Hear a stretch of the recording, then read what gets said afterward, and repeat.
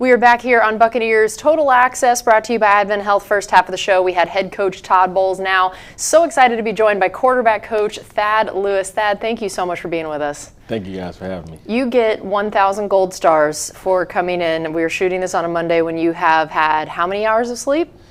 I don't know, maybe 3-4 hours. 3, maybe, that were on the plane is Right. all you, because you came straight in from the airport. Is that right? Yes. Right? That's unbelievable. You're a beast, man. I appreciate you. So, yeah, thank you so much for doing this on no sleep, basically. But, man, at least a heck of a win we have to talk about here. Right. So, I mean, I feel like this win was just so incredible for what it says about this team of, like, you have all these injuries. You've got one of the longest, toughest road trips, facing a good team. What did that say to you about the makeup of this team and what you feel like you were able to learn about what we have to look forward to this whole season of the type of guys, the type of roster we have? Coach Bowles has been preaching it for a long time, a player-led team, and it's all about the players. We can try to coach you and put you in a position, but it's all about the players going out there to execute. And the guys made up their mind, that they, wasn't going to let this long trip affect them. They were going out there to handle business, and they went out. They didn't flinch. Next man up mentality. Like you said, we have injuries. But the guys that are getting the opportunities are making the best of them. And you just see other guys uplifting each other and picking each other up, and we're playing together as a team, which is pretty good. It felt like last year, every time we were in situations like this in games, we were on the wrong end of it. That it felt like every close game or every last-second thing just somehow never went our way. And now this year, they are going our way. What do you feel like is the difference in that? What's it feel like out there of why some things that I'm sure sometimes it can feel like luck, but sometimes it can be the execution. What does it feel like to you guys of why suddenly this team this year is on the right side of these? Growth and maturity. As you can see, the continuity between the offense. This is the first time that the guys in that offensive unit has had the same system 2 years in a row. You go from Dave to Liam, and now Josh kept it the same. So guys are able to grow, when the defense has had the same system, and special teams also, they having the same guy 2 years in a row. So, just with continuity and consistency, things go your way because the guys actually know what to do. One of the coaches that I know say you sink to the level of your training. And I think in these tough situations, most of the guys are doing that, and we were running plays and doing things that they know what to do well, and they executing. And when these situations come up, Coach Bowles give us the toughest situation in the spring. They've faced everything possible, so they know how to handle it. I also feel like, 4 games, 4 game-winning drives is crazy. Like, that's truly insane. For poor Josh Broussard, I imagine he's aging rapidly in this job. But what has felt unique about each of them? Do they all feel like similar things we've been able to do? And how have each game-winning drive felt a little unique, or what have you learned each time about what this team's able to do?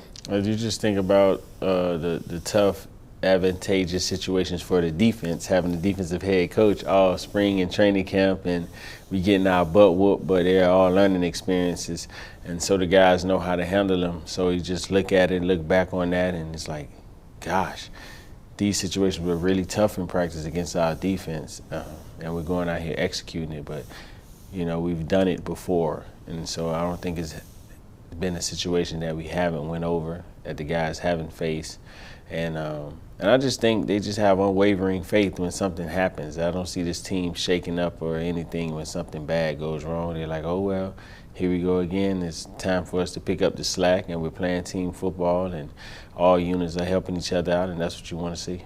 And you brought up the defense. Levante's interception at the end, that was incredible. What was it like watching that, and just how incredible was that for you guys on the offense to then know you were going to get the ball back? Like calling him the old man, and we always say he can't catch.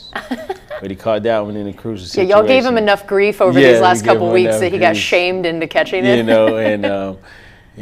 He had an easy one and he caught this tough one. So, but it's, just a veteran guy being at the right place at the right time, sinking to the level of his training, understanding the situation, and he dropped into the right zone and made the right read and caught the ball in a critical situation. But big-time players, step up in big-time situations, and he's been that for this organization for a long time. So it's just fitting that Levante is the one that comes down with the interception to seal the deal for sure. I like it. We're talking to quarterback coach Thad Lewis.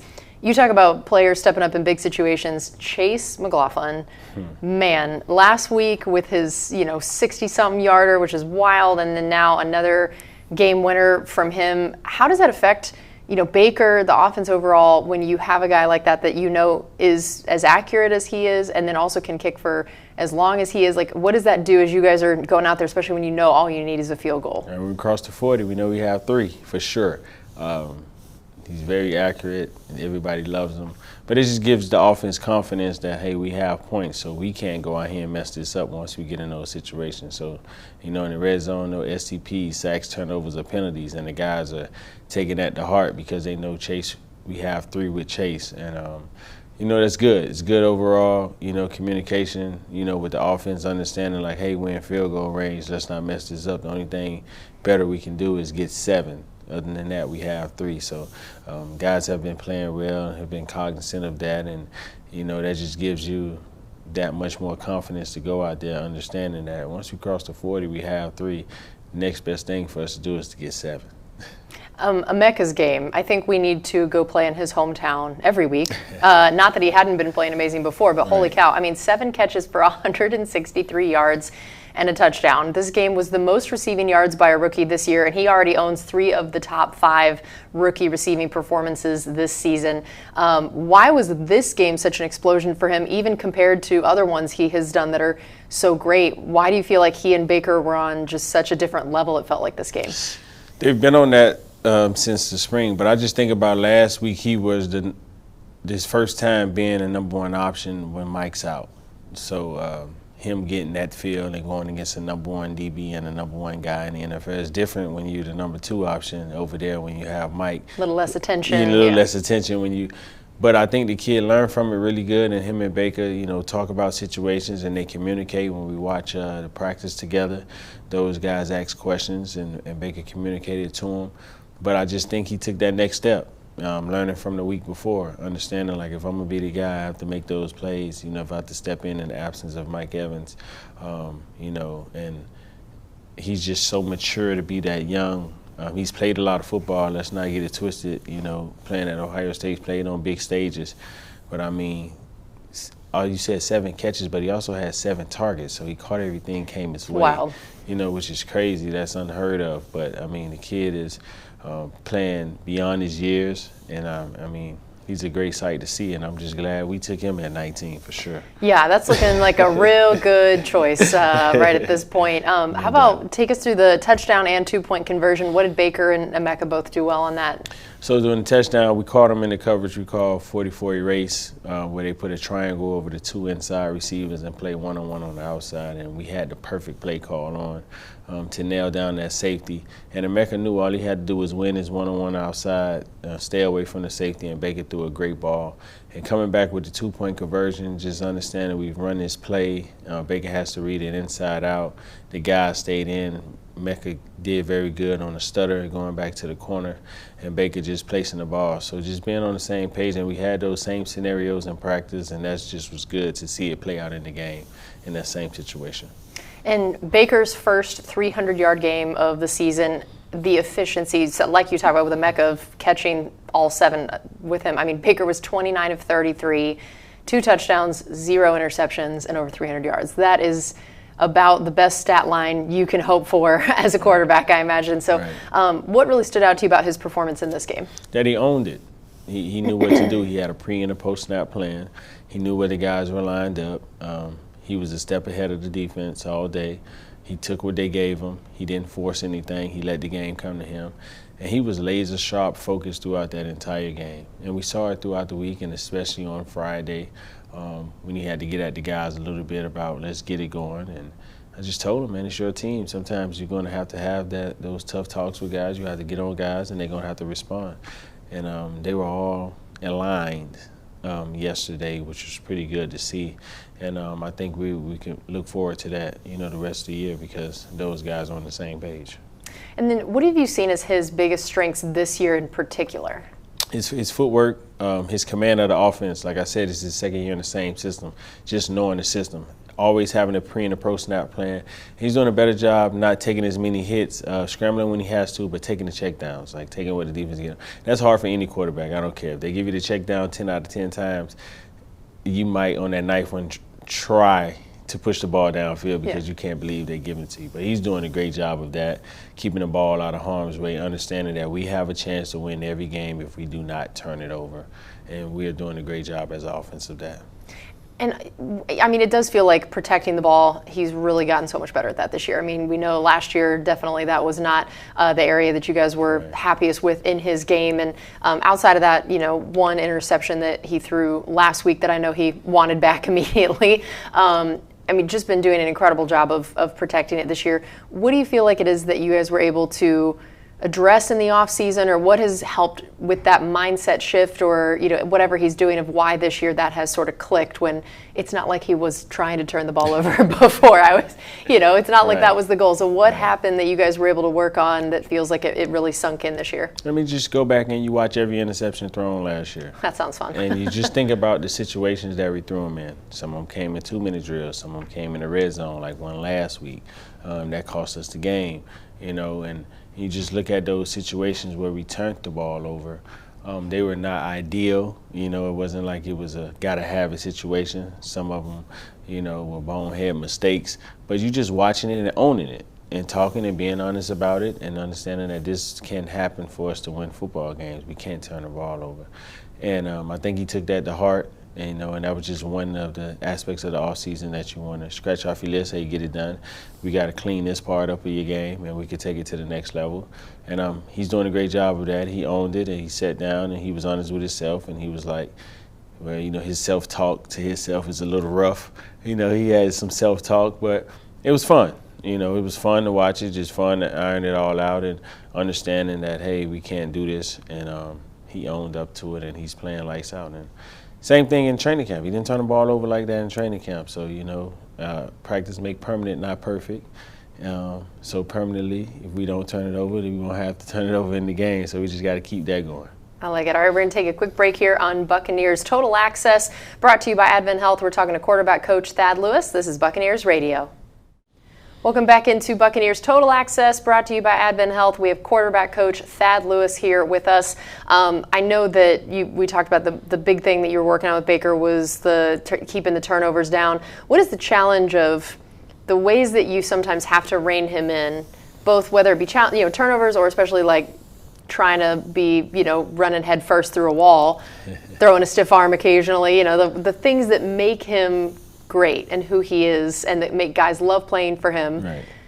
So you got to keep him himself, but also like, hey, maybe we slide occasionally. Maybe we don't make this throw. What's been the challenge and the approach there? It's usually when he get banged up that he starts taking care of himself. Yesterday you saw him slide, you saw him get down, you saw him then try to make the extra oomph to get an extra yard. Just took what the defense got him. But I mean, that's just Baker. You have to let him be himself. So you just need to kick him in the shin occasionally right before a game is what I'm hearing. Yeah. I mean, I just talk to him and be like, hey, can you please protect yourself today? And only, if you got to have it, situations, touchdown, first down, you can be tough. But, hey, just get down and slide. And, he's had the knee, he's had the shoulder. And it usually takes for him, a kid has a hard head, it usually takes for you to hit your head up against that wall a couple times to realize this hurt. Yeah. So,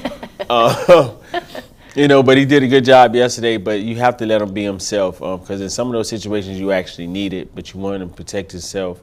And that's just something you just keep preaching because I'm not out there, and it's hard for you not to be competitive and try to go for that extra edge. But just knowing situational football when I have to be aggressive and when I don't. And I would like him not to be as aggressive as many times as he is aggressive.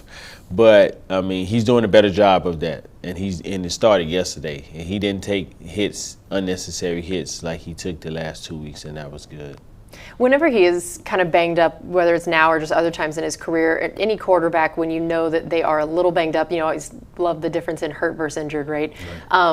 Everybody basically is always a little bit hurt in this league. No question, especially after week one. How do you guys work with him in terms of how it affects the game plan overall and the idea of the throws you can and can't make, and just some of the strategy behind knowing when someone is a little bit hurt and not playing at their 100%, how you guys try to make those adjustments. I mean, you have to. And it's communication.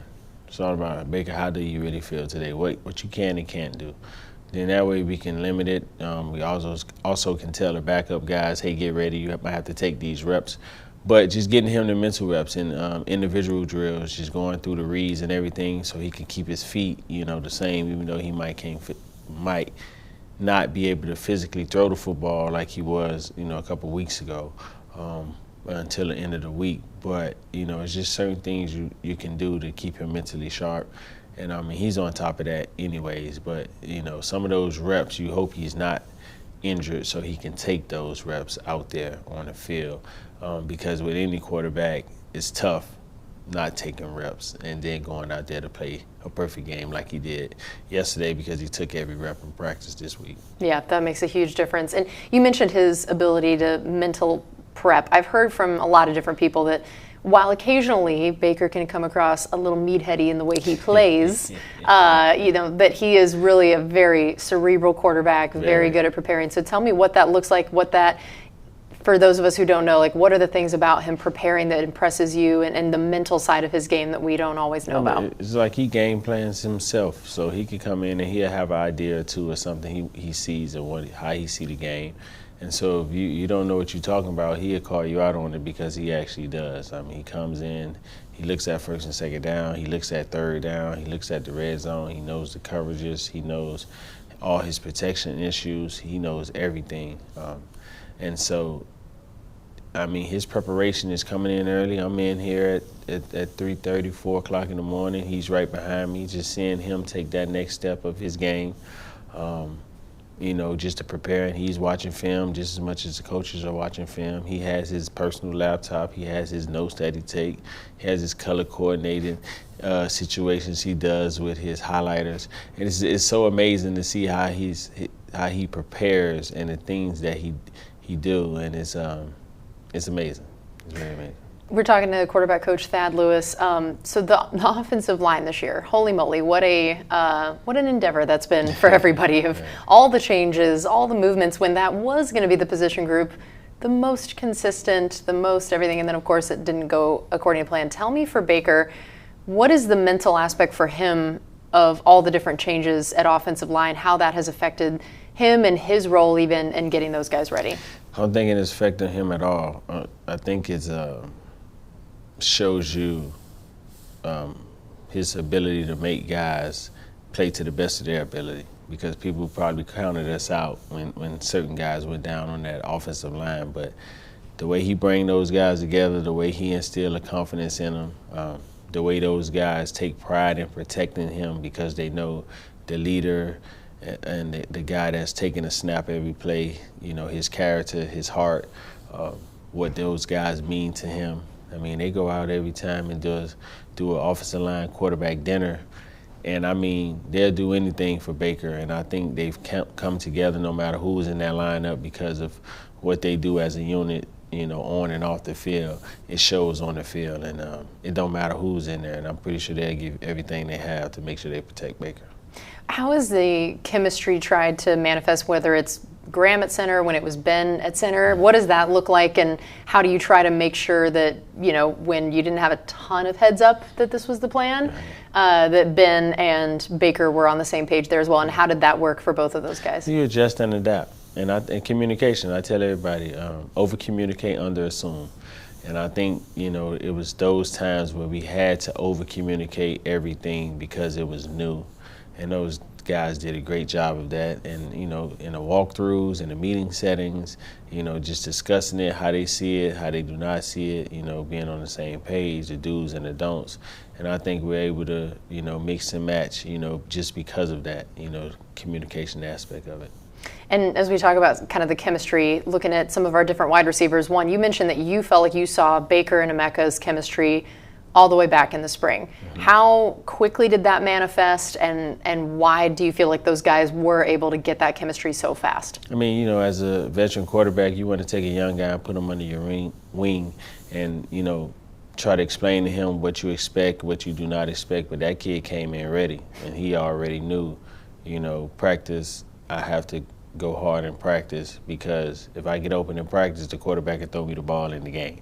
And that's for any receiver. If he trusts you to do the right thing, you're going to get the football. And that kid understood that early on and often, and the chemistry just grew from spring all the way into now, and it's continuing to blossom. You said he was ready. I think Brady said it on the broadcast that there's a chance Emeka had actually corrected Baker early on in a practice on a call. Yes. Yes, that's wild. That is about as ready as you can be as a rookie. Were you kind of amazed in that moment?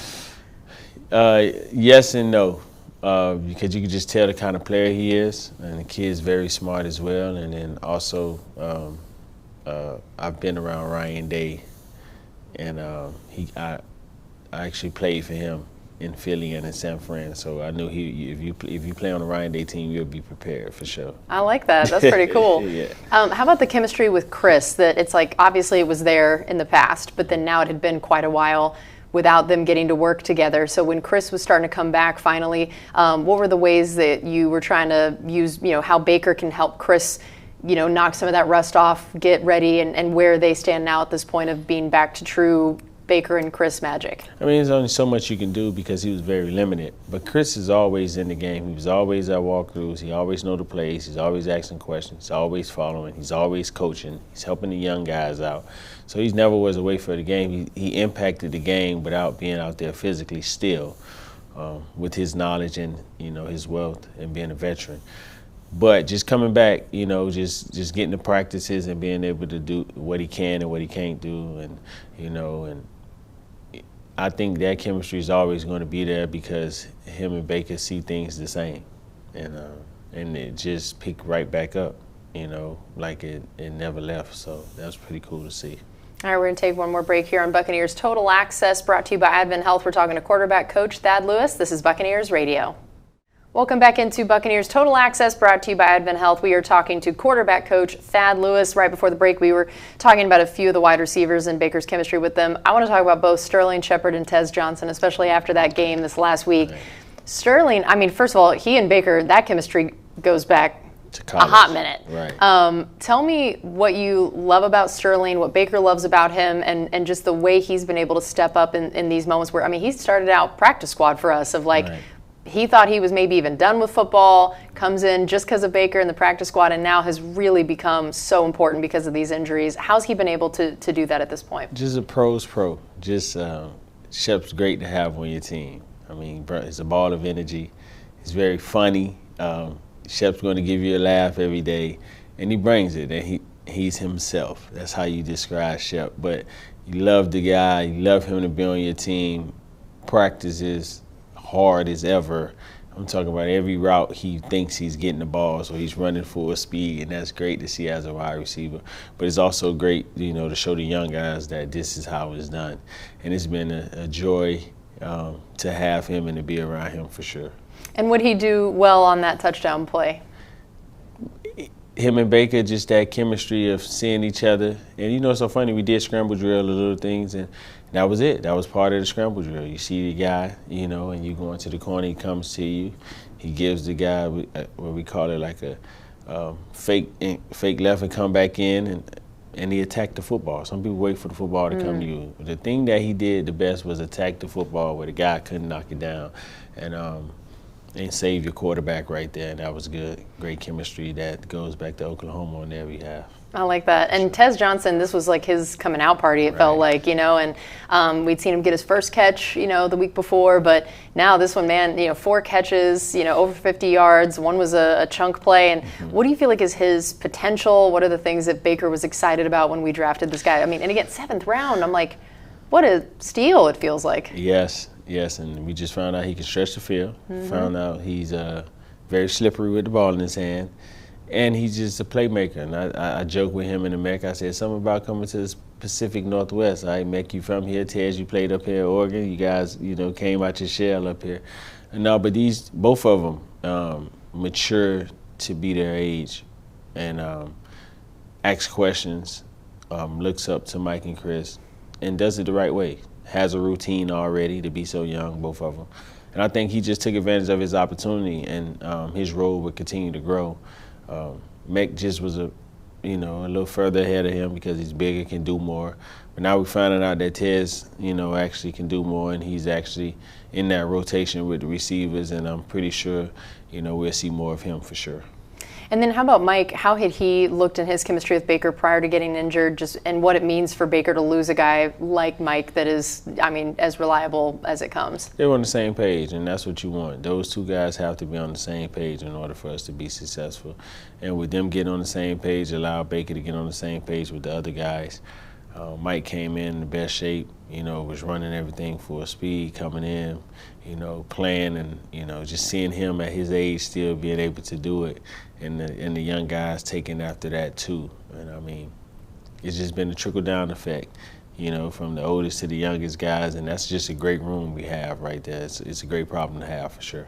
We're talking to quarterback coach Thad Lewis. So Teddy Bridgewater, I know you had some familiarity with him coming in. Tell us your history and background with Teddy. Just being from the same neighborhood, growing up back in Miami, from the Opelika area. I know his older brother. I'm a little older than Teddy, but just watching him grow up playing football, and watching his story. Never been able to cross paths or play on the same team because I was older, but just to get him here and continue to build on his legacy, just coming off an injury. How many people come off a gruesome injury like he did and come back and bounce back, speaks volume. And it's so funny, I think about it, he's still young, but a lot of these young guys that we have coming up, looked up to Teddy. And it's crazy just seeing that. And it's like, I was the older guy when Teddy looked up to me playing in Miami, and now he's the older guy, just to see how the young guys look up to him. It's pretty good, and he's been great for this team. He's been really good for this team. He takes the young guys under their wings after practice.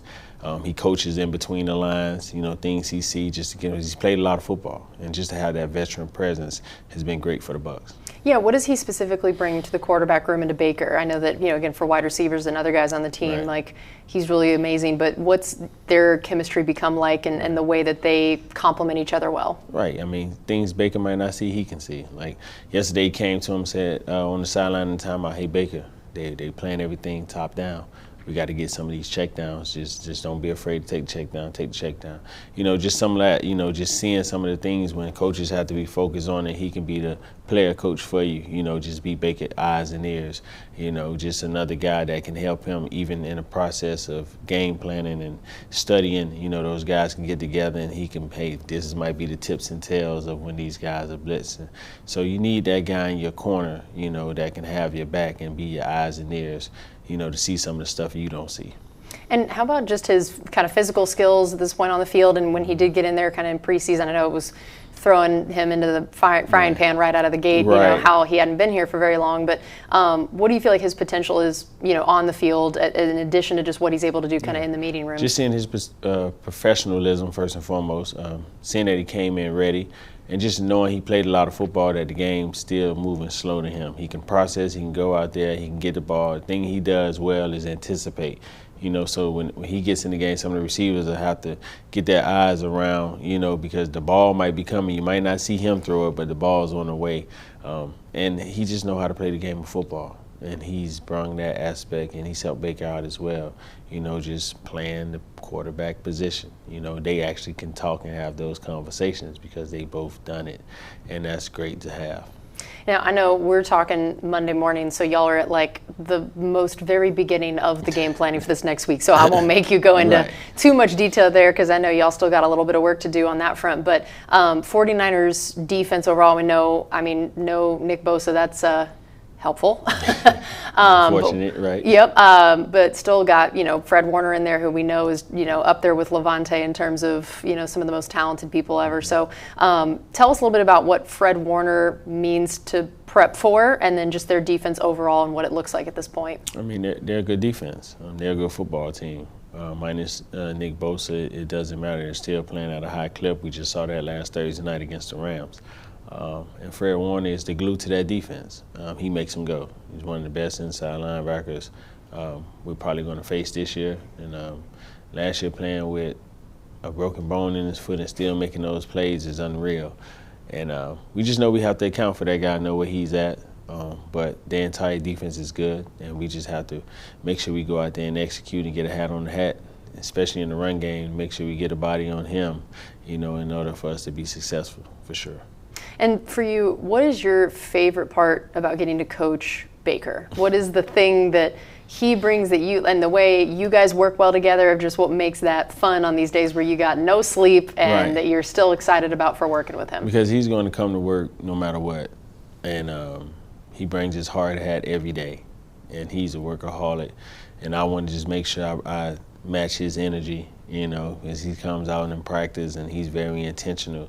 If he's injured, if he's hurt, Coach Moore says it, you got to carry him out boots first in order to get him off the field. But I just appreciate him coming in and being that tough mentally and physically guy, that still has that chip on his shoulder, that's matured enough, to understand, to get down and not be as aggressive, as he want to be, and just carry this team now. You're the leader, if you believe it or not, and he's taking that next step, so it's been a joy to coach, for sure.